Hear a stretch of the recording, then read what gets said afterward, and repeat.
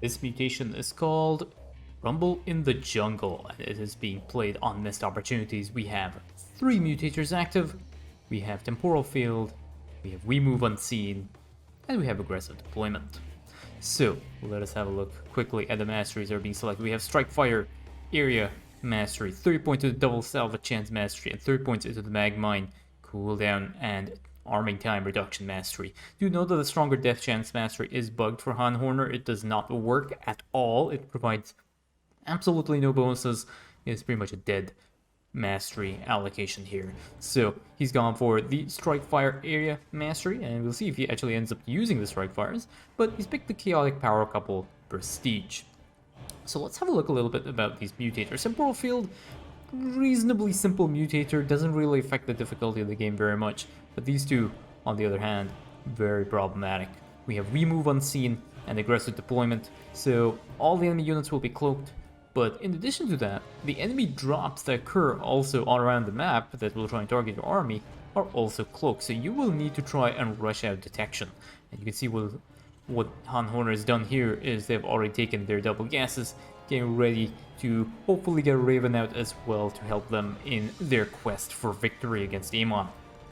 Already the first Assault Galleon is out, and this Assault Galleon will start to clear these rocks as time goes on. What do we have else in production? So we have an engineering base, so this is really important for getting the rest of these units out and get them a little bit useful. But yes, the Magmine arming is going to be very important here for Han Horner, but they will still need detection before they're able to take out the enemy units here, and this is going to be the first part of detection that's here. It's going to be the missile turret.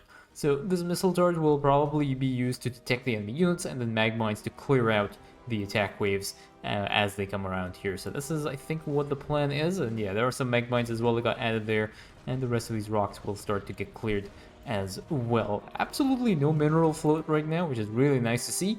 And I think this first attack wave should be able to be handled reasonably easily. So what else do we have in production? We just have another SCV. First attack wave is on the way. We have a set of Adepts over here. The Adepts who attack the missile turret, Shadow Disruption.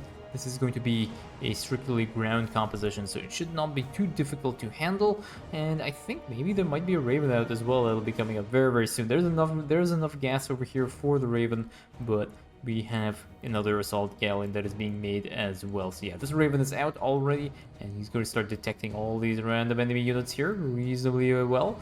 And this is Galleon that's just going to start harassing and taking out these Zealots as well. Unfortunately, these Zealots cannot really do very much here. They will start running away, and eventually the other Zealot will come back and will get killed off as well, like so. As you can see there, this time he's not going to be able to get away, and that Zealot as well is not going to be able to get away, and he will also be killed. The Harvesting Bot has launched. Does get poked by one of the Zealots. Zealot has dealt 8 damage in total to this one Harvesting Bot, and this is where it can get really, really tricky, because once you have the drop attacks, it can get pretty nasty, and you know, drop attacks will be coming up back and forth very, very quickly. So yeah, we have another set of Adepts here. Adepts do get cleared out, another set of Magmines, and with the Raven, they should be able to handle this reasonably well, so that is reasonably nice. So in production, we do have a few upgrades right now. We have the Immolation Fluid for the Hellbats, so Hellbats will get added eventually throughout the course of this game, but we also have a lot of Assault Galleons on the way, and it'll be reasonably well handled by the Magmines here. Magmines are actually a pretty nice unit to have, like especially with the Chaotic Power Couple. Their arming time is so fast, you can actually use Magmines to aggressively push into Amon's bases, which is very convenient and very handy.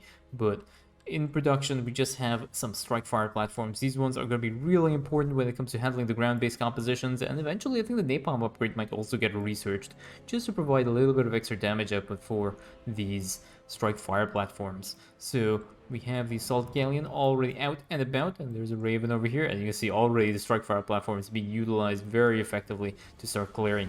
Now unfortunately this thing is bugged, it does not actually show the Strike Fire platform count. Unfortunately Blizzard never really implemented something that I would have liked on the in-game. Basically it's a variable in the game that would actually allow me to see the number of Strike Fire platforms that are active, so we'll just be using the top of the call down here to handle that. So the next aggressive deployment drop has spawned and does get cleared out reasonably well. And yeah, all in all, Horner pretty much chilling right now and slowly ramping up on the back of a very strong start to this game. And Fusion Core out as well now, and eventually this Napalm upgrade will get researched, which will be very nice for Horner. And the final Assault Galleon gets added to the mix as well. Level 1 attack upgrades on the way, and now this one random Zealot is going to have pretty much nothing that he can do to these Hellbats. There's actually one Stalker that's still left over there as well. These Hellbats will go in and take out this one Stalker. Now this can get a little bit tricky, so we have some hangar bays out for these Assault Galleons, which will be nice, but this will get a little bit tricky when it comes to dealing with these attack waves. There are a lot of attack waves, and I don't know if there are enough Magmites to be able to handle these attack waves entirely. But Raven providing very nice detection here. Magmines do actually end up missing a lot of their targets, but that is not really too much of an issue. There's another strike fire platform that gets used as well. The Han Horner just slowly trying to wrap up on the back as well, just making sure they have adequate resources to deal with this, and we're just waiting for the Raven to come out. Again, as soon as there's something in detection, that actually takes out all the Stalkers, but there are a few Adepts from the back there that were attacking and not getting clipped by those Magmines, which is a bit of a problem. Now another drop attack has spawned over here, and they actually ended up attacking the missile turret, but the missile turret will get salvaged by Han Horner, and that will be okay to deal with. And now the first Skull in the Fleet has been used. Skull in the Fleet will take out a good chunk of this attack wave, and I think it might miss the next harass wave, so this is pretty much up to Han Horner to clear up by themselves. But they do have their detection in place, some Magmites as well, and some extra strike fires as well to get used here, and very nicely handled by Han Horner. Very easy, very clean finish to this part of the game. And now where are they going to go? Are they going to go and do the bonus objective here? They could actually do the bonus objective. By the way, the reason why I casted this game is because Han Horner is not a particularly good commander for pretty much any mutation. So seeing a mutation solo with Han Horner is kind of rare, and especially for a mutation that is, you know, fairly challenging, is I think kind of nice. I think people would like to see that. So now the next set of... Oh, this is actually the big attack wave, isn't it? Yeah, this is the attack wave over here. So the attack wave does get cleared out very quickly and very nicely handled there by Han Horner. And will they push up in the northern side? No, they will not push up in the northern side. So where are they going to go now? They are going to go to... I think they should probably start clearing out the next area for the harvesting bot, because that is going to be much needed. And we have a Napalm payload now being researched by Han Horner, and this will just increase their damage output there. And we have another drop attack that has spawned, and the drop attack will get cleaned up very quickly, and a little bit of help as well from the strike fires. And that is pretty much the end of that aggressive deployment attack wave. So yeah, one thing to note about aggressive deployment, there are a few things to note about aggressive deployment. One is it'll drop on your army, on your military units. But the other thing to note is that it can actually be glitched. If your only army unit, and hero units are excluded, but if your only army unit is sitting on one of the unpathable terrain locations on the map, so say you put, like, you know, your only combat unit, which is, you know, Kerrigan Mutalisk, in this area, it will glitch your aggressive deployment drops, and they will no longer drop at all for you ever. So as long as your only army unit is there when this aggressive deployment drop trigger ticks, then you will not be getting any aggressive deployment drops. It glitches the drops and they will not spawn anywhere. Remember that both you and your ally will have to do this if you want to glitch both your drops, but that's one way to handle it if you are struggling on this mutation. This mutation, to be honest, is not particularly difficult as long as you have adequate detection and as long as you are paying attention to the minimap pings, because there's a little ping that occurs when the aggressive deployment drops are about to hit. But yeah, there is, as you can see here, good number of Ravens already giving enough detection for Han Horner, and a couple of these units to actually get caught in the temporal field, which is kind of rare. And unfortunately, a few more of these Assault Galleons actually getting caught in the temporal field, and now there's a drop attack over here that is actually going to be attacking some of Han Horner's Galleons, so they will have to try and clear this out as quickly as possible. And the next wave of bots has already started to make its way over here, and this is actually a problem because there is nothing here to try and stop these units from attacking these harvesting bots. So this is going to get a little bit messy right now. It's going to get a little bit hairy, and This area has been cleaned up very nicely, but there's another harass wave over here as well. I'm kind of on the back foot right now, kind of struggling to handle these large number of these large number of harass waves, but the strike fire platforms are starting to climb up in count, and they are able to provide good backup to Hanhor. And now there's another harass wave as well that has come up here. This harass wave will end up getting cleaned out as well very quickly. And now actually Hanhor has pretty much recovered. There's another harass wave that has dropped over here. Some strike fire platforms get used, or strike fires get used to try and clear out some of these hybrids. These hybrids will go down as well. So yeah, that actually got pretty messy in the early stage, but yeah, a total of 37 Hellbats had given their lives to this little engagement over here, but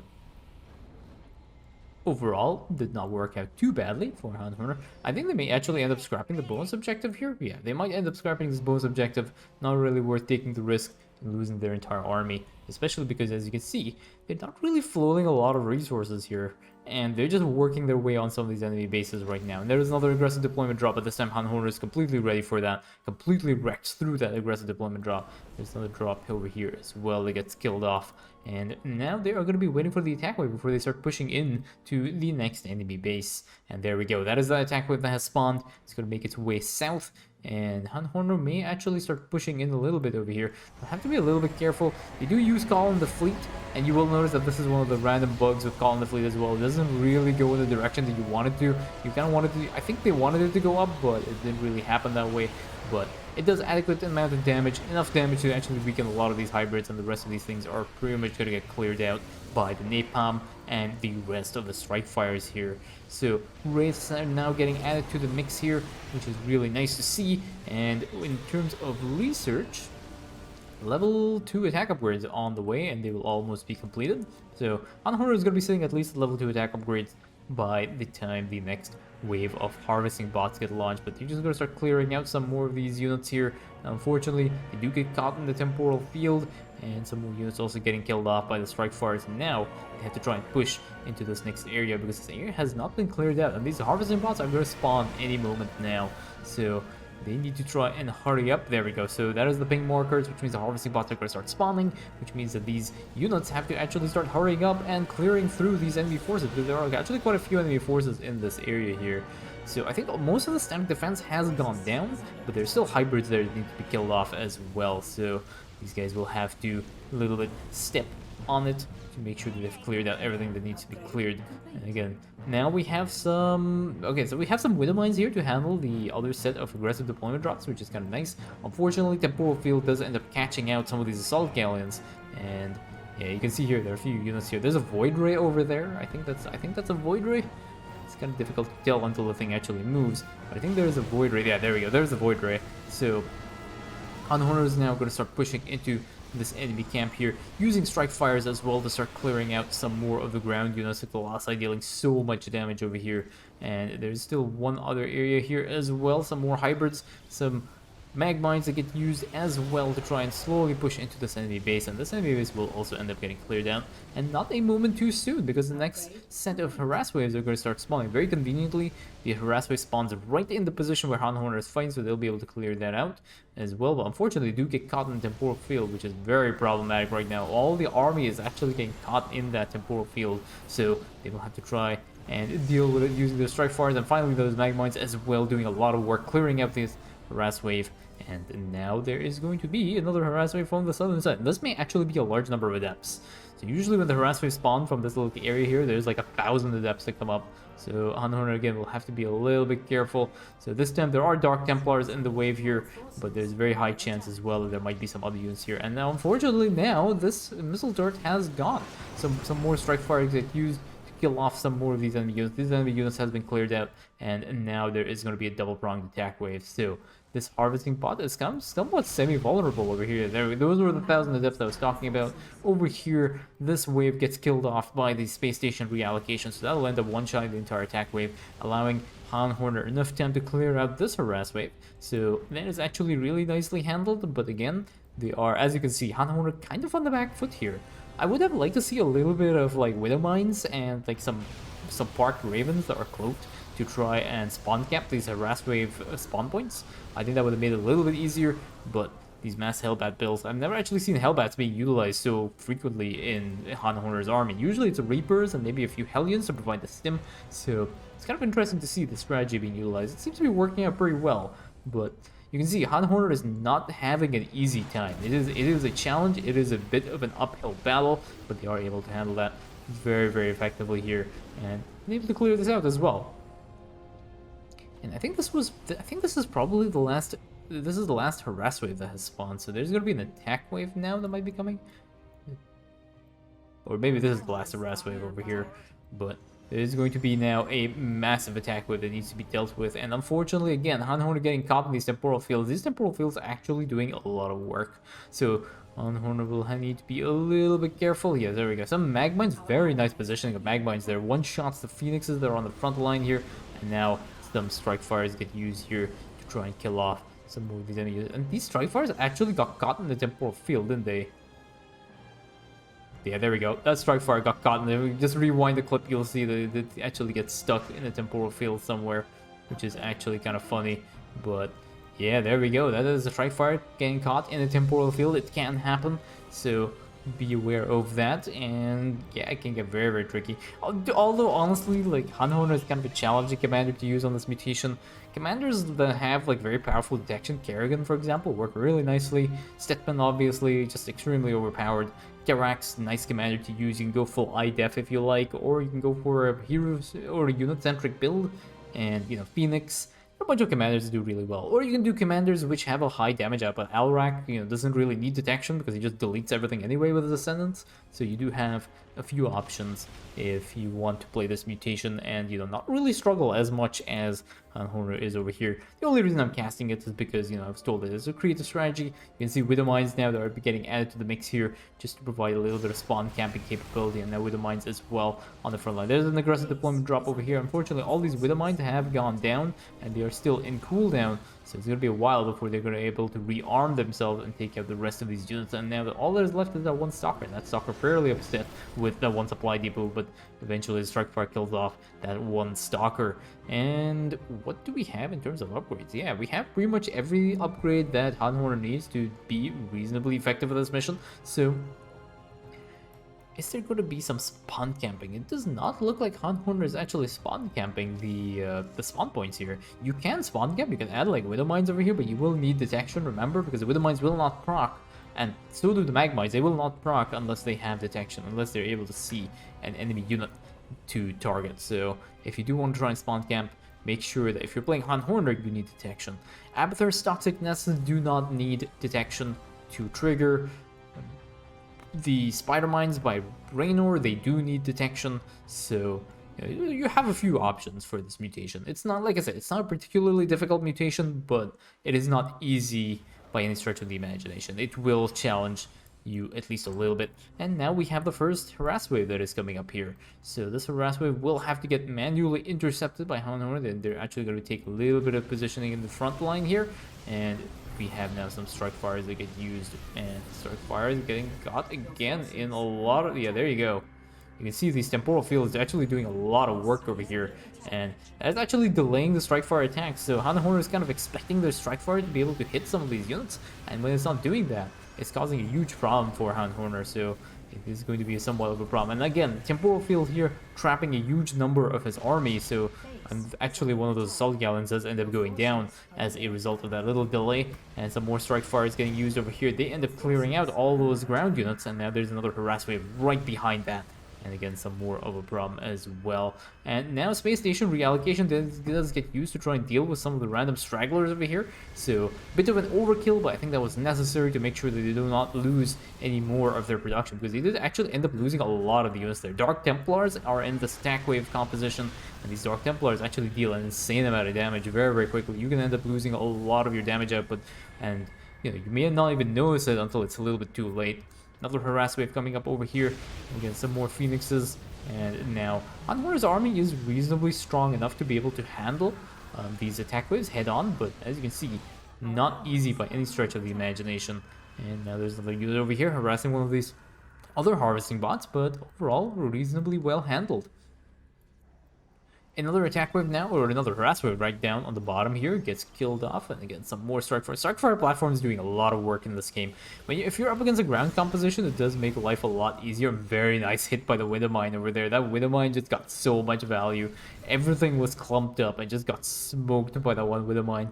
And now, Handhorner has to deal with a large attack wave that'll be spawning in about 15 seconds. So there's one more harass wave that'll be coming up first. It needs to be dealt with. You can see these units over here just off the edge of Cloak here. Battlecruiser gets added, and now we have the attack wave coming up. And I think all in the fleet will probably get used for this harassment, for this attack wave, because it is actually fairly scary. There are a lot of major hybrids in that attack wave, and yeah, there we go. So there is the column, the fleet that gets used, this time moving in the direction of the attack wave. Always a good habit to try and move your column, the fleet, in the position, in the direction the attack wave is moving. So the column, the fleet actually moves along the attack wave and actually deals extra damage. So it's a very nice usage there. And now there's, again, you can see lots of Dark Templars over there. All these Dark Templars are actually getting feared because they end up killing off the Hellbats, which ends up fearing them. And that is actually the last part of this harass wave done. All the bots have been saved. This one bot as well over here, making its way back towards the base. And yeah, you can see Handhorner didn't actually supply cap over there. It is a very rough game for Handhorner. It is a struggle. They're not a really good commander for mutations, and you know, if you're not playing Dead of Night, they're usually not a very good commander. But yeah, that is a mutation solo done by Handhorner, and you see they were actually waiting for that aggressive deployment attack wave, so beware of that attack wave as well. And yeah, those are all the harvesting bots saved, and that is GG.